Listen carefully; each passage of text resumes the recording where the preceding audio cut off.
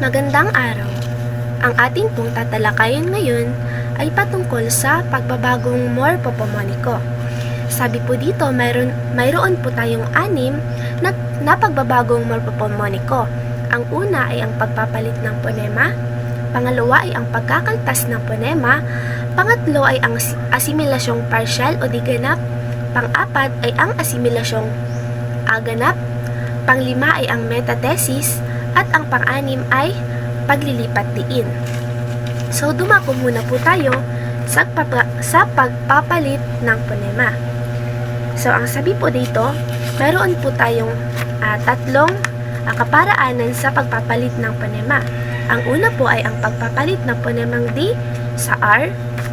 Ang pangalawa ay ang pagpapalit ng ponemang H sa N.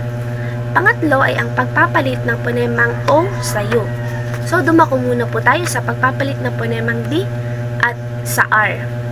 So, ang sabi po dito, ang ponemang D sa posisyong inisyal ng salitang nilalapian ay karaniwang napapalitan ng ponemang R kapag patinig ang huling ponema ng punlapi.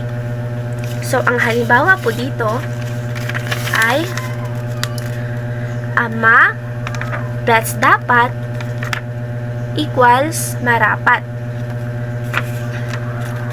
Sunod naman ay ma plus dunong equals marunong.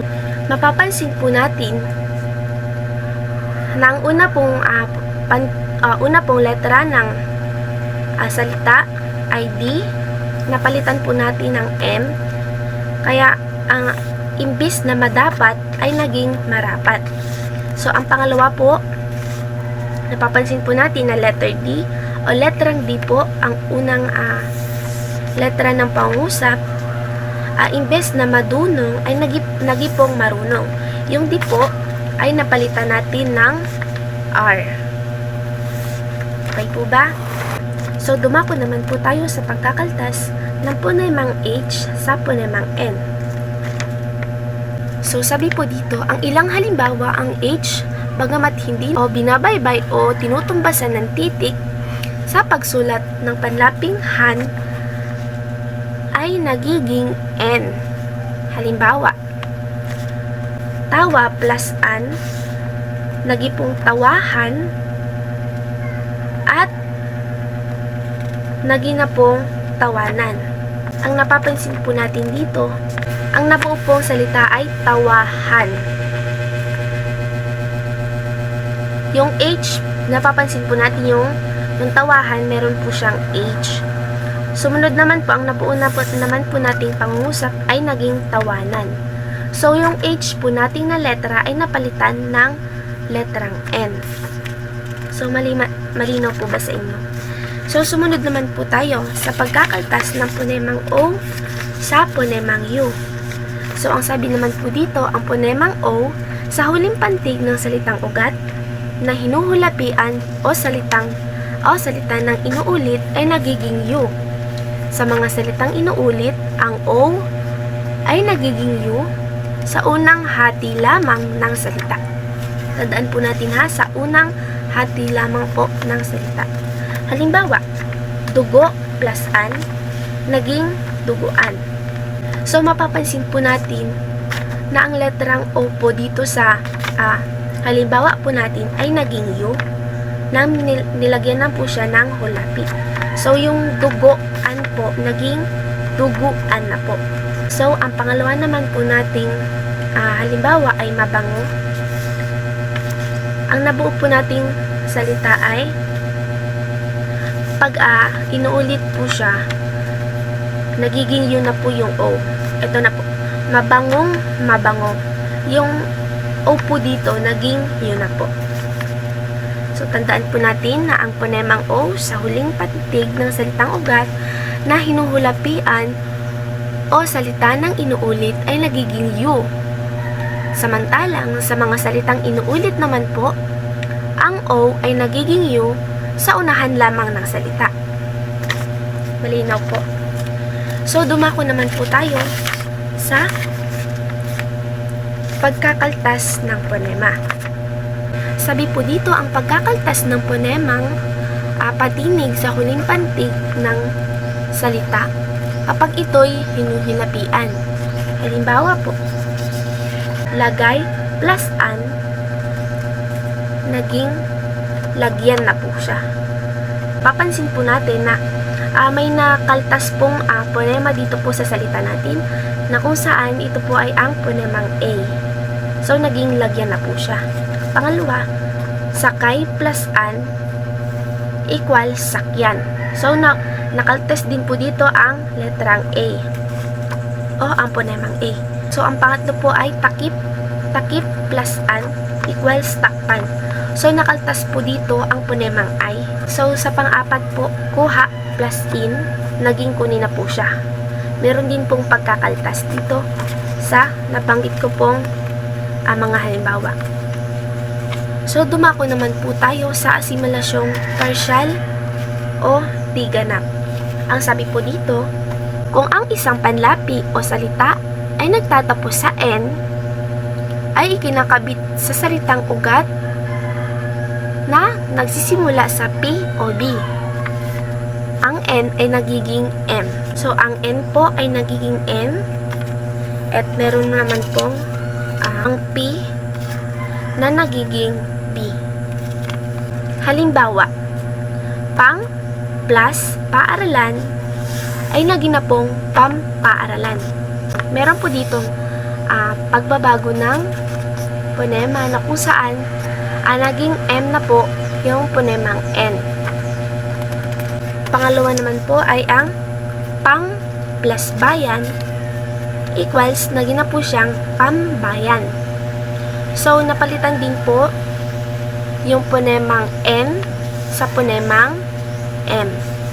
Meron naman po dito sinasabing ang huling ponemang N naman ng salitang morpema ay nagiging N kung ang kasunod ay alinman sa mga sumusunod na ponema, na kung saan ito po ay ang D, I, ponemang R, ponemang S, at ang ponemang T. So, dito po tayo sa halimbawa. Pang plus dikdik, naging na po siyang pandikdik. So, ang kasunod po yung letra dito ay ang letrang D, kung kaya naman naging N po yung naipalit pong ponema. So, ang pangalawa naman po ay ang pang-taksi. Ang nabuo po nating salita ay ang pan-taksi. Napalitan po ng N dahil po T yung kasunod pong ponema ng ating salita. So, dumako naman po tayo sa asimalasyong ganap. So, sabi po dito, bukod sa pagbabagong nagaganap sa ponemang N, ayon sa punto ng artikulasyon ng kasunod na tunog, nawawala pa rin ang unang ponema ng hinuhalapi ang salita dahil ito ay inasimila o napaloob na sa sumusunod na ponema. Unang halimbawa po ay ang pang plus palo ay nagipong pampalo at ang pinakanabuo po natin salita ay ang pamalo. Pangalawa naman po, pang plus tali, naging na po siyang pantali. At ang pinakanabuo po natin salita ay ang panali. So, naging maikli po siya. So, mayroon naman pong mga salitang maaaring gamitan ng alinman sa dalawang uri ng asimilasyon. Ngunit may mga salitang nakamihasaan ng gamitin lamang ng asimilasyong partial. Sa iba pong salita, hindi na nagaganap ang pagkawala ng unang ponema sa ikalawang morpemang isinasama sa pagbuo ng salita. So, dumako naman po tayo sa metathesis. Sabi po dito, kapag ang salitang ugat ay nagsisimula sa I at Y, ay nilalagyan ng gitlaping in, ang I at N ay nagkakapalitan ng posisyon. Halimbawa, in plus lipad, nilipad, kalaunan ay linipad na po. Nagkapalitan na po siya ng posisyon, yung N at L. Pangalawa naman po ay in plus yaya, naging niyaya. Kalaunan po ay naging yinaya. Nagkapalitan po yung N at Y. Dumako naman po tayo sa paglilipat diin. So, ang sabi po dito, may mga salitang nagbabago ng diin kapag nilalapian. Maaaring malipat ng isa o dalawang pantig ang diin patungong huling pantig o maaaring malipat ang pantig patungong unahan na salita. Halimbawa po, basa plus hin, naging basahin. Yung diin po ng unang salita natin ay nasa unahan na kung saan ba, ito po A, basa plus hin, naging na po siyang basahin. So yung diin po dati po nasa unahan, so ngayon po nasa so yung diin po nasa unahan, ngayon na po ay nasa gitna na. Pangalawa po, ka plus sama plus han. So ang diin po nito ay nasa gitna na kung saan yung A, kasama plus han. Ang nabuo po nating salita ay ang kasamahan. Yung diin po niya ay naging nasa hulihan na po. So ang pangatlo ay ang laro plus an. Yung diin po natin ay nasa unahan na naging na po siyang laruan. Yung diin po natin sa unahan ay naging na pong diin sa hulihan na kung saan laruan na po. So, karagdagan po, naiiba ang diin o stress sa pagbigkas ng salita dahil sa paglalagay ng hulabi. Sana po may natutunan po kayo sa aking ibinahaging kaunting kaalaman patungkol sa pagbabagong morpopomoniko. Yun lamang po at maraming salamat.